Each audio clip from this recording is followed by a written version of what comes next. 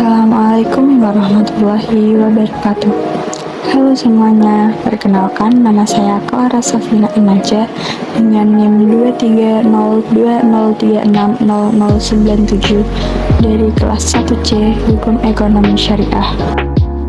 Setiap negara atau bangsa pasti memiliki identitas nasional.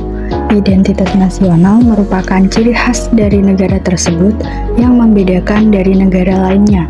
Hal ini juga sering disebut sebagai simbol suatu negara.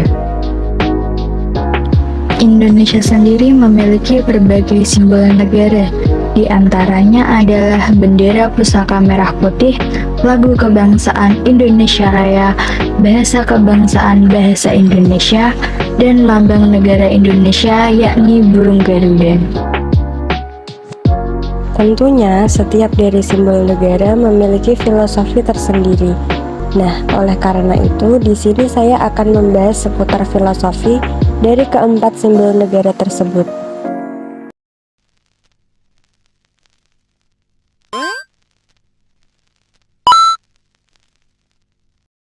Oke, langsung saja kita ke simbol yang pertama, yaitu bendera merah putih. Tahukah kamu bahwa bendera pusaka merah putih pernah dirobek menjadi dua bagian yang berbeda? Jadi, pada 17 Agustus 1945 lalu, dikibarkanlah bendera merah putih yang sampai sekarang disebut sebagai bendera pusaka. Namun, ternyata bendera pusaka merah putih ini pernah dirobek menjadi dua loh. Wah, kok bisa terjadi seperti itu ya? Kira-kira apa sih penyebabnya? Yuk kita simak penjelasan berikut ini.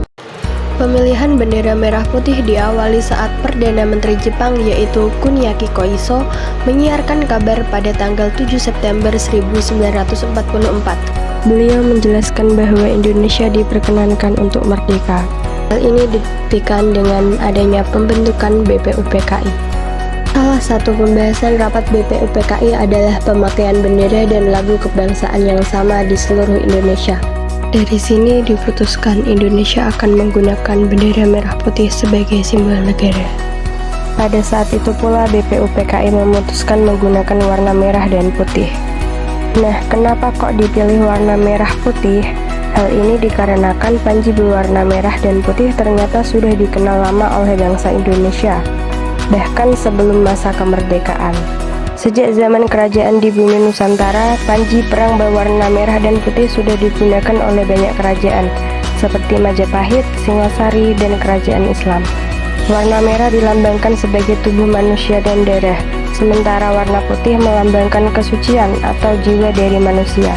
Bendera itu dijahit oleh Fatmawati dengan ukuran panjang 3 meter dan lebar 2 meter lalu dikibarkan pada proklamasi kemerdekaan Indonesia, yakni tanggal 17 Agustus 1945 di Jalan Pegangsaan Timur nomor 56 Jakarta Pusat. Tetapi setelah itu sang merah putih dibawa Presiden, Wakil Presiden, dan para menteri yang pindah ke Yogyakarta pada 4 Januari 1946. Perpindahan itu terjadi karena Jakarta sedang tidak aman. Walaupun Indonesia sudah dinyatakan merdeka, namun Belanda berniat menaklukkan kembali Indonesia dengan melakukan serangan pada tanggal 21 Juli sampai dengan 5 Agustus 1947 yang dikenal dengan nama Agresi Militer Belanda I. Hingga pada 19 Desember 1948, Belanda kembali lagi ke Indonesia dan melakukan serangan yang kemudian disebut Agresi Militer II. Belanda menyerang beberapa daerah di Indonesia termasuk Yogyakarta yang pada saat itu menjadi ibu kota. Tentunya Presiden Soekarno pun berusaha menyelamatkan sang merah putih agar tidak jatuh di tangan musuh. Soekarno menitipkannya kepada ajudan terpercayanya yaitu Husein Mutahar. Setelah bertemu dengan Mutahar, Soekarno ditangkap oleh pihak Belanda dan diasingkan di Bangka Belitung. Saat tahu Soekarno ditangkap, Bapak Mutahar merasa cemas dan bingung. Mutahar tahu bahwa ia juga menjadi salah satu incaran Belanda. Dalam keadaan mendesak itulah, akhirnya Mutahar terpaksa merobek bendera pusaka. Bendera dirobek menjadi dua bagian, yaitu merah dan putih. Lalu masing-masing dimasukkan ke dalam dua tas yang berbeda. Mutahar berpikir kalau bendera masih utuh berbentuk merah putih, pasti akan langsung diambil oleh Belanda. Ide itu ternyata berhasil. Belanda tidak menyadari bahwa itu adalah sobekan bendera pusaka saat menangkap Mutahar. Mutahar menjahit kembali bendera pusaka yang sudah dirobeknya itu dengan menggunakan mesin jahit pinjaman. Lalu bendera pusaka itu dititipkan kepada Sudjono, seorang delegasi Indonesia yang dikirim ke Bangka, tempat pengasingan Soekarno. Sudjono lalu menyerahkan bendera pusaka itu kembali ke Soekarno. Hingga pada tanggal 6 Juli 1949, setelah selesai dengan masa pengasingannya, Presiden Soekarno membawa kembali bendera pusaka ke Yogyakarta dan dikibarkan di Gedung Agung pada tanggal 17 Agustus 1949. Nah, jadi itulah alasan mengapa bendera merah putih sempat dirobek. Berikutnya untuk simbol yang kedua, yaitu lagu kebangsaan Indonesia Raya. Tahukah kamu bahwa lagu Indonesia Raya yang kita dengar saat ini ternyata tidak sesuai dengan aslinya? Lagu Indonesia Raya adalah lagu kebangsaan Republik Indonesia. Lagu ini pertama kali diperkenalkan oleh komponisnya, yaitu Wage Rudolf Supratman. Lagu ciptaannya mula-mula diberi judul Indonesia, namun karena judul lagu Indonesia dirasakan masih kurang mencakup pengertian tanah air Indonesia yang agung, yang begitu luas wilayahnya, terbentang dari Sabang sampai Merauke dan terdiri dari ribuan pulau, maka Supratman lalu mengganti judul lagu Indonesia menjadi Indonesia Raya. Kemudian ia meminta lagu Indonesia Raya ciptaannya untuk diperdengarkan dalam acara penutupan Kongres Pemuda kedua pada tanggal 28 Oktober 1928 di Gedung Indonesiske Club atau Perkumpulan Indonesia pada Jalan Keramat Raya nomor 106 Batavia atau yang saat ini adalah Jakarta. Demikianlah masyarakat Indonesia pada waktu itu sudah menilai lagu Indonesia Raya sebagai lagu kebangsaan, meskipun pada waktu itu Indonesia belum merdeka. Tapi tahukah kamu jika ternyata ada perbedaan antara lagu Indonesia Raya yang diperdengarkan pertama kali saat Kongres Pemuda II dengan yang saat ini sering dinyanyikan pada setiap upacara bendera? Dijelaskan dalam arsip Museum Sumpah Pemuda bahwa lagu Indonesia Raya pernah diubah 2 kali dari versi aslinya. Syair versi pertama merupakan syair yang dikumandangkan pada saat Kongres Pemuda II. Kemudian syair versi kedua merupakan gubahan W.R. Supratman pada November 1928. Pada saat itu, demi alasan keamanan, naskah asli Supratman tahun 1928 diubah beberapa kata-katanya pada refrain atau pengulangan lagu. Syair lagu ditulis tersamar, seperti memakai nama Indones untuk nama Indonesia dan mulia untuk menggantikan kata merdeka. Dan yang terakhir, syair versi ketiga. Perubahan lirik pada refrain lagu Indonesia Raya kembali terjadi pada masa penjajahan Jepang, yakni pada tahun 1942, yang kemudian ini menjadi perubahan terakhir dan menjadi syair yang masih digunakan hingga sekarang. Pada saat itu, lagu Indonesia Raya juga dilarang dikumandangkan. Jepang membentuk panitia lagu kebangsaan pada tahun 1944. Panitia tersebut mengubah beberapa kata-kata menjadi Indonesia Raya, Merdeka, Merdeka, Tanahku, Negeriku yang Kucinta. Indonesia Raya, Merdeka, Merdeka, Hiduplah Indonesia Raya. Namun, ternyata lagu Indonesia Raya ciptaan W.R. Supratman tak hanya satu stanza atau satu kuplet seperti yang banyak dikenal saat ini. Lagu Indonesia Raya sebenarnya terdiri dari 3 kuplet. Kuplet pertama lagu Indonesia Raya dengan perubahan yang terjadi dapat dilihat pada gambar berikut ini. Sedangkan kuplet kedua lagu Indonesia Raya dengan perubahan yang terjadi seperti berikut ini. Dan yang terakhir, kuplet ketiga dari lagu Indonesia Raya dengan perubahan yang terjadi dapat ditunjukkan pada gambar berikut. Setelah 2 kali perubahan, tidak terdapat lagi perubahan kata-kata dalam ketiga kuplet syair dan ulangannya atau refrain sebagai yang sudah ditetapkan oleh panitia lagu kebangsaan Indonesia Raya pada tahun 1944. Akan tetapi, biramanya berubah.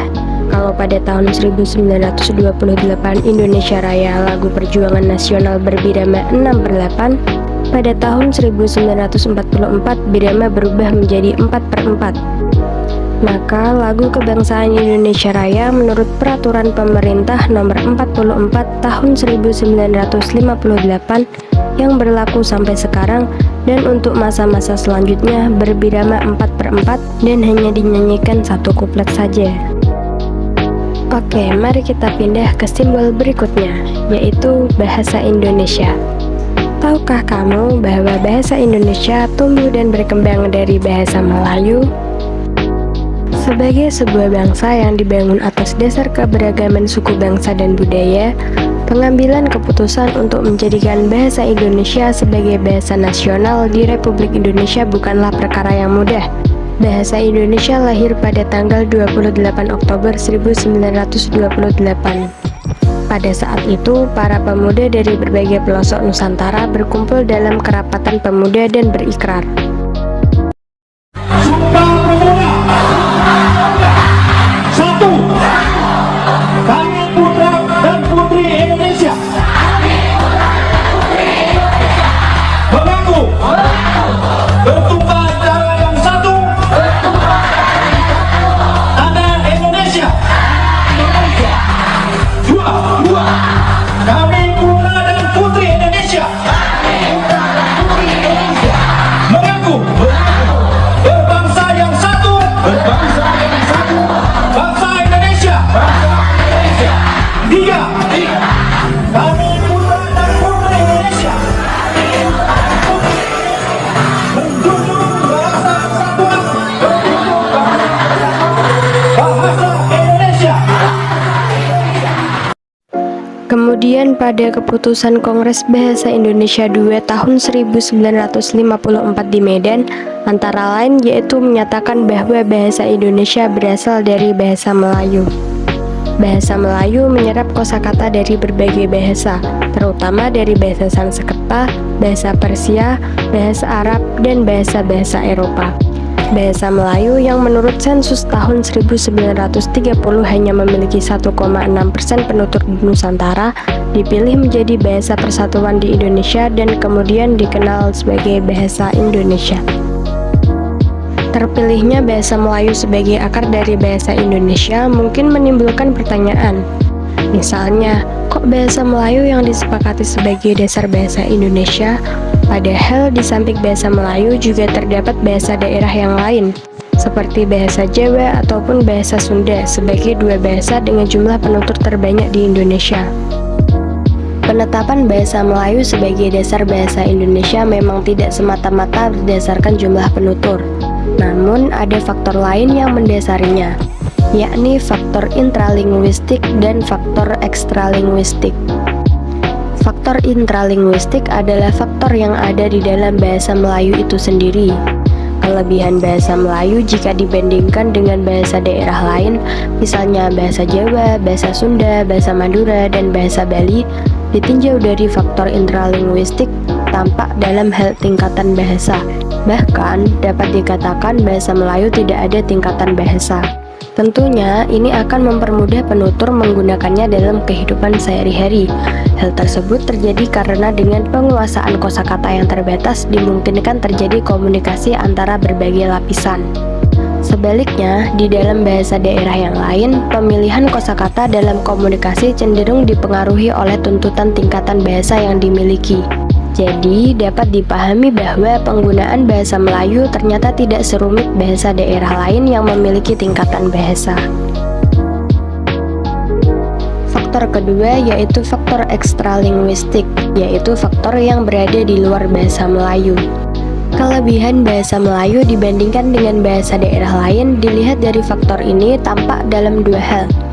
Yang pertama, bahasa Melayu telah tersebar luas di wilayah Nusantara. Hal itu disebabkan oleh penuturnya yang cenderung berwatak perantau, karena kebanyakan di antara mereka berprofesi sebagai pedagang.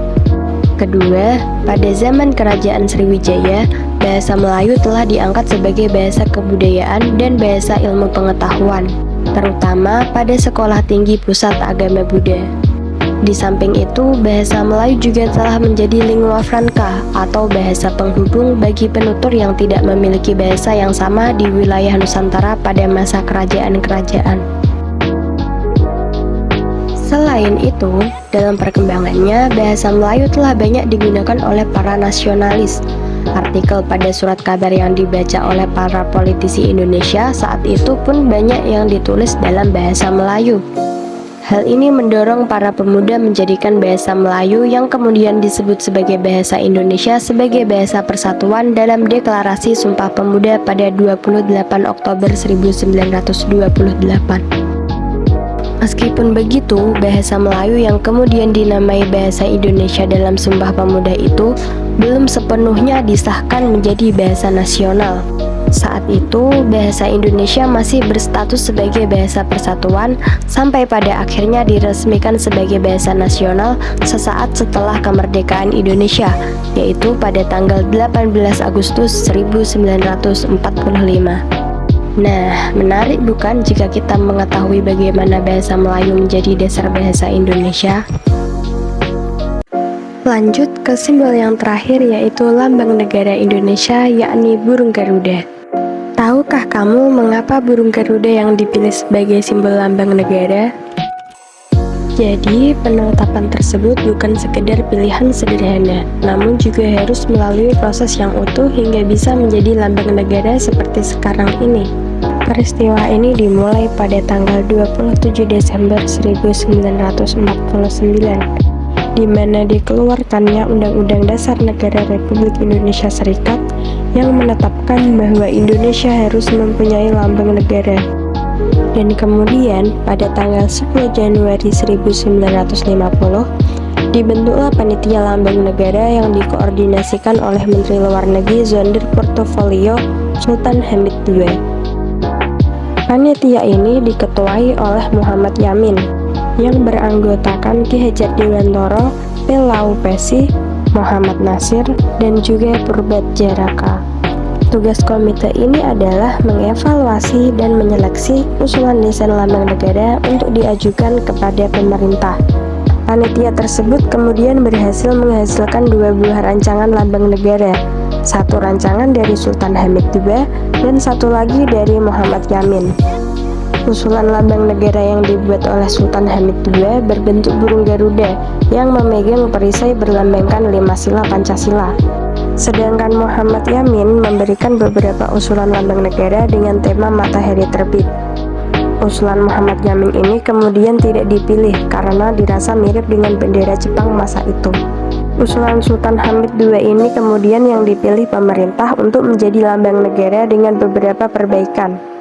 Nah, pada saat itulah ditambahkan semboyan Bhinneka Tunggal Ika pada lambang Garuda dan dilakukan penyesuaian bentuk Garuda hingga berbentuk seperti sekarang ini. Akan tetapi, mengapa Sultan Hamid II memilih burung Garuda sebagai simbol lambang negara? Mengapa tidak menggunakan simbol binatang yang lain saja? Jadi, lambang negara Indonesia banyak terinspirasi dari arca Garuda Wisnu Kencana yang ditemukan di Trawas, Jawa Timur. Garuda merupakan kendaraan atau wahana Dewa Wisnu dalam agama Hindu. Garuda dijelaskan sebagai makhluk setengah burung dan setengah manusia yang digambarkan dengan bertubuh emas, berwajah putih, dan bersayap merah. Tapi, ada tapinya nih. Saat merancang lambang negara Indonesia, Sultan Hamid II menyebutnya dengan sebutan elang Raja Wali karena ukurannya yang besar dan tidak menggunakan elang Jawa yang lebih kecil. Hal ini mempunyai arti dan tujuan agar Indonesia bisa menjadi besar dan berdaya seperti negara-negara lain di dunia. Tapi yang dipilih kok elang Raja Wali ya? Hal ini karena pada masa penjajahan elang Raja Wali sering terlihat terbang dengan gagah di udara. Terus kok penamaan yang dipilih malah Garuda? Alasan dipilih burung Garuda sebagai nama lambang negara Indonesia karena Garuda mampu melambangkan kebaikan, pengetahuan, keberanian, kekuatan, kesetiaan, dan kedisiplinan. Hal ini didasarkan pada kisah mitologi Garuda yang menyelamatkan ibunya dari cengkraman perbudakan. Indonesia dirasakan memiliki kesamaan nasib dengan Garuda untuk membebaskan rakyatnya dari penjajahan dan penindasan. Kemudian, pemerintah mengatur lambang negara berdasarkan Pasal 3 Ayat 3 UUD Sementara 1950. Dan kemudian pada tanggal 17 Agustus 1951, penggunaan lambang negara resmi diakui di seluruh wilayah NKRI. Oleh karena itu, pada hari yang sama, Presiden Soekarno dan Perdana Menteri Sukiman Wirjosanjoyo mengeluarkan Peraturan Pemerintah Nomor 66 Tahun 1951 tentang Lambang Negara. Nah, itulah yang bisa saya sampaikan mengenai filosofi dari keempat simbol negara Indonesia. Semoga informasi yang saya sampaikan dapat bermanfaat. Sekian dan terima kasih. Wassalamualaikum warahmatullahi wabarakatuh.